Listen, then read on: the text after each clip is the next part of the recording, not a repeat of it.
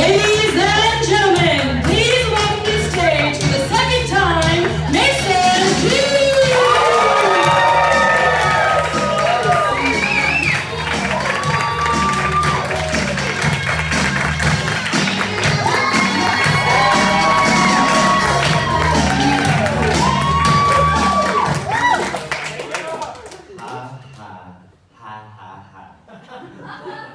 Bet you thought I was gonna come out from there. But I came out of the closet. No, I didn't mean it like I was, coming out of the closet. But, not that there's anything wrong with coming out of the closet. Look, it's my second time doing this, okay? Just step it easy. But thank you. Wow. Yes, I'm really doing this.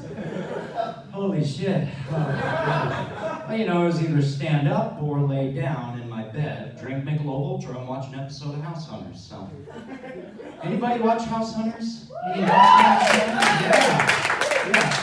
You ever notice how couples on that show are so hard to please? I think if you want to be a realtor, your first test should be dealing with a couple from that show. It'd be like the bar exam, except for realtors. Satisfy the needs of a couple from House Hunters.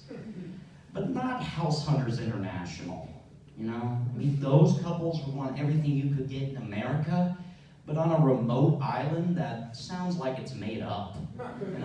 And they'll want such specific shit too.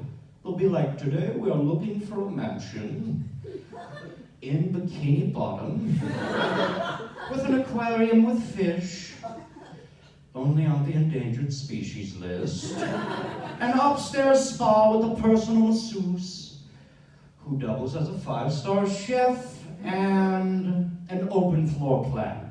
They always want open floor plans. What's wrong with closed floor plans, Is the claustrophobic rate in the world increasing? Like, what the fuck? And then, they'll have to sit down meeting with the realtor who will ask questions like, what's your budget? How many bedrooms? Why did I agree to do this? And then the couple will give like the most unreasonable answers. They'll be like, our budget is $5,000 in Monopoly money. But if you can make a couple happy on that show as a realtor, shit, you are set. Well, thank you guys so much for coming out. Coming out to see a straight white male do stand-up, huh? Something you never see. But hey, I'm not your average straight white male doing stand-up. I'm not. Because while others may shy away, I embrace the whiteness. I just spent the first part of my stand-up talking about house hunters. How much wider can I get? Well, how's everyone doing tonight? Good? Anybody feeling meh or eh? Well, look, I only ask because I get meh sometimes. It's okay. With all the shit going on in the world, violence and hate. And you know what? I blame it on our educational system. I do. Yeah. The way we are brought up. I went to a Catholic school for 9 years of my life. Yeah. Don't clap. I say that like I went to prison. But when I was in 5th grade, we learned about the Battle of Puebla. Anybody know about the Battle of Puebla? Yeah. It was when the very large French army invaded Mexico. But Mexico was able to retaliate and defeat the big bad French. Hell yeah, go Mexico. Now, normal teachers would give the lesson, maybe some homework. Or, if they really suck, a quiz, a test. Or, if they really, really suck, like my teacher, Mrs. Johnson did, they would have you reenact the Battle of Puebla in the school gym. That's right, yeah. Mrs. Johnson thought the best way to teach 30 white 11-year-olds about Mexican independence was to divide them into the French army and the Mexican army. She had us stage a war in the same place we had PE and go at it for 30 minutes. It's like, how sick of a mind you have to have. Like, just let me collect my box tops and get on with my life. God damn. Look, that's not even the worst part. You know? Mrs. Johnson had us go to Party City to acquire our weapons. Yeah. And if you were in the French army, you could get like swords, rifles, shields. And if you were in the Mexican army, you could only get farming tools, like rakes and shovels. Yeah, no bueno. There's only a couple things I learned from that lesson. I mean, number one, Mrs. Johnson was incredibly racist. And number two, though it was a traumatic experience, it sure as hell beat doing suicides in PE. No. Also, why are they called suicides? All exercises have such awful names. You know, nothing says get in shape and better your lifestyle with names like deadlifts and skull crushers. I don't want to do that. I mean, it's no wonder America has a problem with obesity. You know, because unhealthy foods and desserts sound so nice. With names like ding dongs, snowballs, Twinkies, you know? Now, if you were to change the name of sprints or death crawls to, I don't know, chocolate lava cake, maybe I'd want to work out a little more, right? But I love desserts, which is why I love the holidays. My family and I, we always go over to my aunt and uncle's. And my aunt always makes the best desserts. And my uncle, well, he's there. No. He contributes in a different way. Hey, question. Have you ever had awkward silence in a conversation with someone you're close to, but not close to where you'd want to have awkward silence in a conversation? My uncle and I's relationship is that. But he will always try to fill the awkward silence. And he does it in the same way every time. Believe me, I've studied it like it's my fucking thesis. He will always ask me if I've seen or heard of something, and how, if I haven't seen or heard of something, which I usually haven't, he will tell me how great it is, like a vegan. I had to get one in, I'm sorry. And you know what makes it even better is he's got this thick Alabama accent that kind of makes him sound like the love child of Dr. Phil and Hank Hill. I'll just be sitting there and he'll be like, "Hi, Mason." Yeah? Have you ever seen the show Last Chance? No. Oh, well, that's great. And then for a brief moment, we'll have silence, but not even a second passes. Hi, Mason. Yeah? Have you ever heard of the restaurant called Las Posadas? No, I haven't. Oh, well, it's great. Sometimes you think he can break out of it too. You'll like try to talk to someone else, and then boom, he fires back. Hi, Mason. Drawing out every word like it's a Shakespeare scene. Seeing my uncle do Shakespeare, I mean, that would be a sight to see, right? Could you imagine, like the balcony scene? Romeo, Romeo, wherefore art thou, Romeo?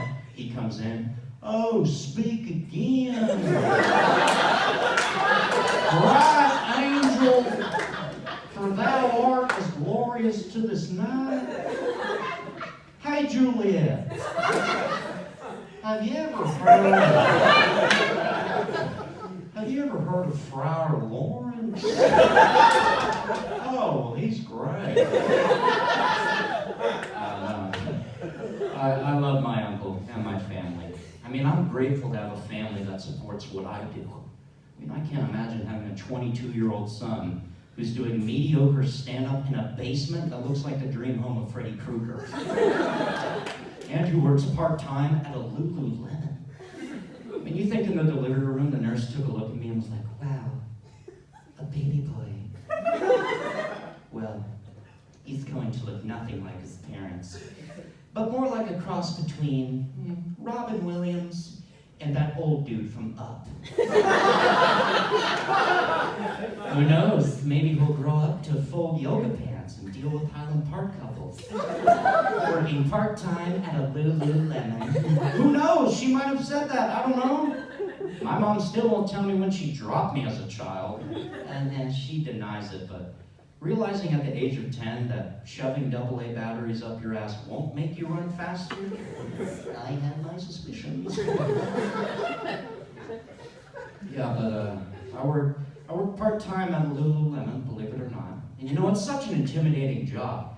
Handling $200 pairs of yoga pants every shift. I get so nervous, especially when I talk to people. I mean, when they put me as the greeter, I'm helpless. It's like I can't even speak right. Someone will walk in and I'll be like, "Hi, welcome. You how are?" You how are? It's like I turn into fucking Yoda. Like, "Hi, welcome, you how are. Pants try you on? Overpriced everything is." It's like this one time, I actually said this to a person. You know, they came in, I walked up to him and I was like, "Hi, I like your ankles." Ankles? It's like I'm on a first date, I'm so awkward. I'll say the weirdest shit. And you know, they put me in the dressing room area sometimes. And at Lulu, you have to write the number of items the guest is trying on the dressing room door. Because I guess for TSA employees in training, I don't know. But you also have to write the name of the guest on the door, which doesn't help me because I'm awful at pronouncing names. It's like this one time, I had this guest come in. You know, I wrote down a number of items he was trying on, like a little Lululemon employee. And you know, I wrote his name. He told me his name. His name was Fadi. Fadi, F-A-D-I. Fadi. That's a cool name. Not the most common, though. So, you know, I kept trying to remind myself of how to pronounce this guy's name, so when I went to check back up on him, I wouldn't fuck it up, and I was determined I would get it right. So, you know, time passed, and I kept reminding myself, ooh, I was getting into it, too. It's like I was about to fight Mayweather. I was like, "Come on, Fadi, you got this. You've been training your whole life for this. Don't be a punk-ass bitch." So the time came. I looked at that door. I walked right up to it. I looked at the letters, F-A-D-I. Fadi, I got it, cool. I cleared my throat, just like that. And then I spoke. "Everything fitting okay in there for you? Fatty?" Fatty, fuck, I fucked up his name. It was like one of those fight or flight or freeze moments. And I froze like a motherfucker. I didn't know what to do. You know, thankfully he responded nicely with like a, "Yeah, I'm okay." But, I'm just glad I realized my mistake because I would have kept going. I've been like, "Oh, the large didn't work for you? Well, let me grab an extra large for you, fatty." Or like, "I'm not gonna lie, that looks a little tight on you, fatty." Also, I guess when I work, I turn into like a Disney Channel character. "Awesome, dude, great." Thankfully, that was the only name I screwed up. That week, I had another guest come in, and he told me he wanted to look at his purchase history, so, you know, we went back to the system at cash, and again, I needed a name. He told me his name. His name was Hilterman. Think of that name. Hilterman. No, I'll help you out. I'll spell the first part. Hilter. H-I-L-T-E-R. Yeah. One slip up and it's 1944 Germany. Or another Bernard Cummings production. I don't know. Yeah, but you know the really great thing about the system at cash is when you type the name and hit enter, it'll show the name you typed to the customer. Oh, and they have to approve it before you can proceed with the transaction. Yeah, right? Perfect scenario for me because I'm stupid. So what name do you think I typed, kids? Go on. Hitler, man, that's right. Very good. I still have a job there, though. You know, it's an okay job. I get decent pay and a decent bonus. And if I don't get fired for fucking up too many names, I am leaving because some of the employees there are very annoying. They'll walk up to me and be like, "We're having our team sweat Team Sweat is just store exercise, because I guess that's a thing, but we're having our Team Sweat this Friday with Chad, our ambassador from CrossFit. Oh. So you're bringing someone in from a place I don't want to be, doing things I don't want to be doing, into a place I don't want to be, doing things I don't want to be doing. Yeah, no, that's a great idea. To which they'll always follow up with, well, we'll have snacks and drinks afterwards, which is just dried kale and Topo Chico. When has dried kale ever been a post-workout snack? Or just a snack in general? It's gross. And they always have Topo Chico. Look, I don't get the popularity with a drink that tastes like dehydrated saliva. Topo Chico is just Perrier's ugly twin. I said it. Yeah, but nothing beats working at Lululemon and dealing with the very best of Highland Park. Yeah, you got the golf dads, the plastic moms, and you got the old people. Old people. Yes, I'm transitioning.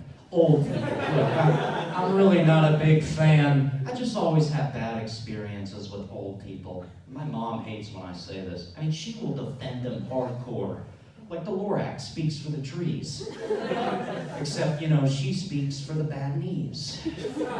She'll give me responses like, you don't know what they're going through, or they're in a lot of pain, or why are you my son? Crazy shit like that.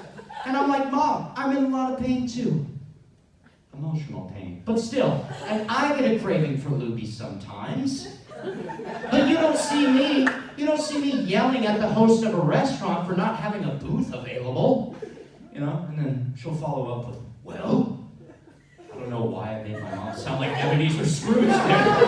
Pardon me. She'll be like, well, what are you going to do when I'm old and sick? Be young and healthy? I know it seems harsh, but if she needs help, that's what things like nursing homes or Favor and Postmates are for, right? To help the people who are elderly or physically incapable to go out themselves. Look, I'll admit it, I get Postmates often. But that's because I do have a physical incapability. I got diagnosed 4 years ago. It's treatable though, it's okay. But doctors call it extreme laziness. Millions suffer every year. It's a terrible thing. I'll also be accepting donations after the show, so $2, $3, $50. Now, but Postmates really is the epitome of laziness. Not only are we saying no to cooking or microwaving something, but not even having the motivation to move. Look, I realized Postmates was a problem for me when one of my recommended restaurants was Denny's. Denny's? It's like the app was giving me an intervention by recommending me Denny's. It was looking at me like, this is the monster you've become. So at that moment, I decided I needed to make a change, So I did what any brave soul would do. I got up, took a second, took some deep breaths, and then I ordered the chocolate chip pancake combo with a side of fries. Hey, nobody's perfect. You live and you learn it. Again and again till you get it right. Welcome to my stand-up, everyone. I talk about everything, ranging from my strong dislike of old people to reciting and singing Hannah Montana lyrics. Some of you are like, what's next? Is he going to talk about porn? Yes, I am. Have you ever wondered what it would be like if they showed what happens after the climax of a family porno? Look, and I don't mean the cleanup. I'm talking about like the next day or week. What would it be like? What if the next day was Thanksgiving? People always complain about the acting value in porn. Let's see the actors work with those givens. It could be a play. Lights up, curtains up, a family at Thanksgiving dinner. Act 2. The first act was the vigorous coitus, obviously. But Act 2, holy shit! The first 3 minutes are silent. And then, the dad speaks. John, why don't you go help your stepmother with the stuffing. And we all know that John already has. Boom, it's a Shakespearean tragedy, and heroes fall from grace. No, but I think it's something for porn websites to invest in. I mean, they wouldn't have to have the Woodies anymore, which is what the porn awards are called. Now, a friend told me that. It's not like I, watched them. But I will say, Miss Banana was robbed last year for Best Blowjob Queen. Best Blowjob Queen, that's an actual award name. Again, from what my friend told me, it's not like I know that. But the Woodies could just be mixed in with the Oscars. With acting like that? Look, picture this. Next year at the Oscars, Stormy Daniels could host. You'd also get a very different audience. You get your mix of Hollywood actors, 13 to 15-year-old boys, and for the first time ever, Donald Trump. Boom, done.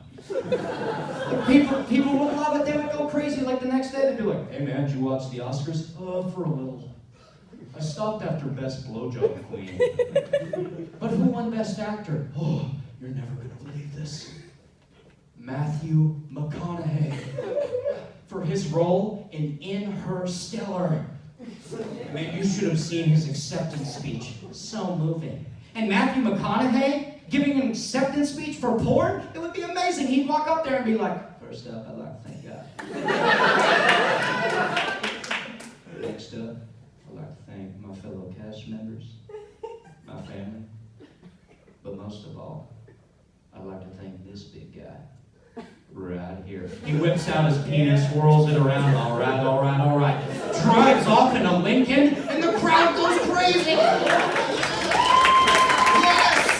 Yes. Interstellar, the first porn to win a main Oscar, a Cinderella story. It's like when the first scary movie won a main Oscar. It was Silence of the Lambs, I think, right? But I don't care. It doesn't surprise me that there's only been one scary movie to win a main Oscar. I don't get it with scary movies. Like with It 2. Anybody see It 2? Yeah. Anyone? Yeah? Yeah, say yeah. See, you're part of the problem. People would come up to me and be like, "Oh, you gotta see it. The clown eats a little kid's face off, and then he smashes another little kid's face into a mirror. It's so good." What?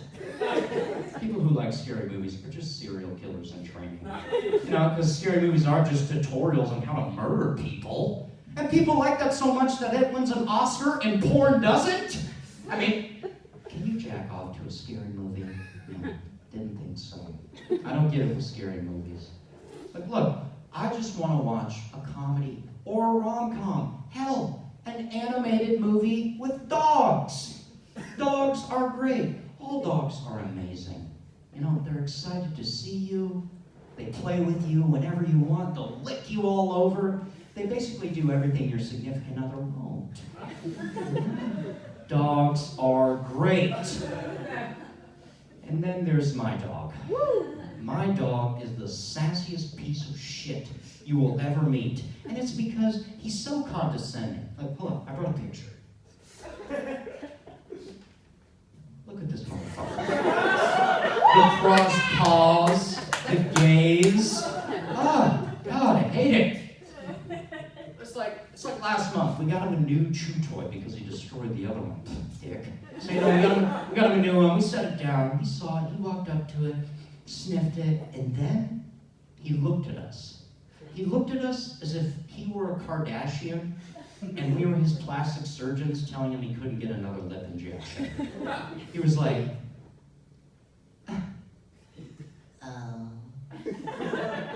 did PetSmart stop selling chew toys? Or are you so broke now that you have to shop at Walmart? I looked at my sister for a second and I was like, he knows. And it's not just with chew toys, it's with food too. One night for dinner, I'll be having grilled chicken or steak. I'll cut off a little piece, give him some, he'll eat it right up. Next day, for a snack, I'll be having some cheap popcorn. I'll give him some, he won't even touch it. He'll just look at me like, Oh. So we're downgrading now? it's like a he's my dog, and I treat him like he's my pimp. I'm like, "I'm sorry, Daddy, this is all I got this week." And he's like, "Bark, bitch." He has it so good and doesn't even know it. His coworker, I tickled you with that one. This coworker once told me she was trying to adopt this dog from PetSmart. And now PetSmart had like 4 adoption events going on, and the dog she wanted was going to be at one of them. So, she called PetSmart to see, which adoption event the dog was. "Hi people, how are you? Good to see you." And he's like, "We'll sneak in, no one will notice." "Can't see us, it's dark." Anyway, where was I? With PetSmart, There's 4 adoption events going on. His coworker wanted this dog really bad, so she called PetSmart to see which adoption event the dog was going to be at. Here's the thing, PetSmart would not tell her which location the dog was going to be at. Mind you, these adoption events ran from 7 a.m. to 9 a.m. Yeah, huge window. And she wanted to find this dog. She wanted to find it. She was like Liam Neeson in Taken. She was like, "I will find you. And I will adopt you." She was going to go out that Saturday at 7 a.m. to all these locations, spread out across Dallas to find it. Like a dog scavenger hunt? It's like, what the fuck, PetSmart? Just tell her where the dog is. What kind of sick games are you playing? Is Joe Pesci the new president of PetSmart? Joe Pesci, the small guy in every mob movie, and Home Alone. But is he running these adoption events? Is he like, "Look, we have your dog, but we're not going to tell you where he is, because that'd be too easy. So he's going to make it a little interesting. He's going to be in one of these 4 locations. You have 3 hours. Good luck." Like, it's fucked up, right? It's fucked up. But then again, this is what Blue's Clues trained us for. So she went out that Saturday, and the next shift, she told me she found the dog. Yes, she found it. Yes! Oh, victory, victory! But, apparently, the dog looked nothing like its profile picture from PetSmart, because I guess PetSmart has Tinder for dogs now. But the dog had 7 tumors, was 19, and missing all of its teeth. So she went on this wild goose chase across Dallas, only to get catfished by a dog. Oh, the sweet irony. But dogs are great, They're also a great support system. They're there for you in the worst of times. Like when you stub your toe. Now, I've had 11 stitches on my forehead. I broke my collarbone. Went through a 5-hour jaw surgery that required a 6-month recovery process. And the pain from those never came close to the pain I feel when I stub my toe. And you know what the worst part is? The pain doesn't come right away. You'll just be walking and then you hit it. And then you kind of have to prep for it. It's like, you don't even make a sound. Just a silent scream. And then the pain will come. Ooh, man, and when that pain comes, you don't ask for help. You just turn into the worst version of yourself. It's like one moment you're fine, and the next moment you're the biggest asshole on the planet. You're there in pain, and the other person in the room's like, "Do you need help? Can I get you some ice?" And you're there like, "Fuck you, you're ugly, I hate you!" It's amazing what stubbing your toe does. Man, I have to shit. I was going to shit before this, but I'd taken an eternity to shit, so I said, "I'll pass, I can get through it. I'll survive." But my asshole right now feels like Arnold Schwarzenegger in that one movie, where he's like, "Come on, get down, no, come on, good, no."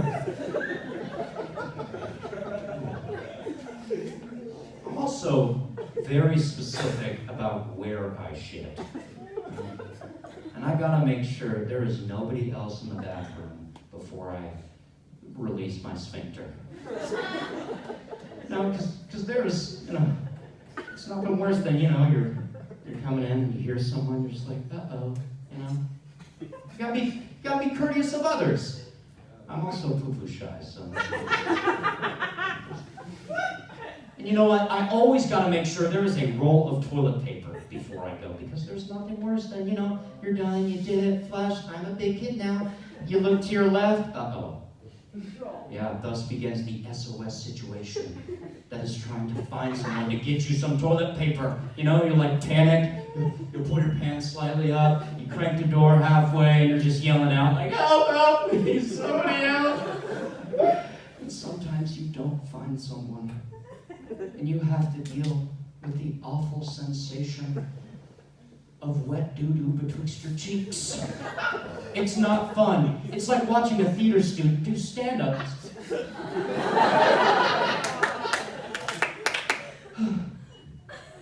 But sometimes you do find someone, Oh, your guardian angel, your savior. But if you're the savior, it's not as rewarding. When you're approaching the door, you do like the make your own gas mask thing. Just stand back. You don't even want to come close to the person, right? You treat them like they have the Ebola virus. Just take it, please. Sometimes you don't even risk handing it to them. You just say fuck it and throw it in there like it's a damn grenade. Target neutralized. Really quick, I want to give a big thank you to Smuss Ford for helping me with this. Please clap it up. Thank you, Smuss Ford. Also, a big thank you to the beautiful Stevie Keys for